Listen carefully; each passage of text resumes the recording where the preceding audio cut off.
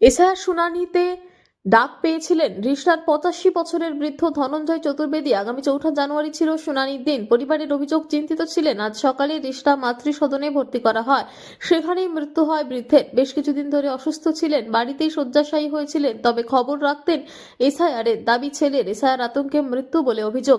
বৃদ্ধের ছেলে রাজেন্দ্র চতুর্বেদী বলেন, বাবা বড়বাজারে একটি স্কুলে চাকরি করতেন। আমরা রিষড়ার বাসিন্দা, প্রায় 80 বছরের। গত 29 ডিসেম্বর বিএলও শুনানি নোটিশ দিয়ে যায়। তারপর থেকেই বাবা দুশ্চিন্তায় ছিলেন। রবীন্দ্র সরণিতে থাকতাম, এখন এনএস রোডের ফ্ল্যাটে থাকি। আমাকেও 5 তারিখে ডেকেছে। বাবা চিন্তিত ছিলেন, এটা ভেবে শুনানিতে কোথায় যেতে হবে, কি করে যাব, নাম বাদ গেলে কি করে হবে, এই সব কিছুই নিয়ে।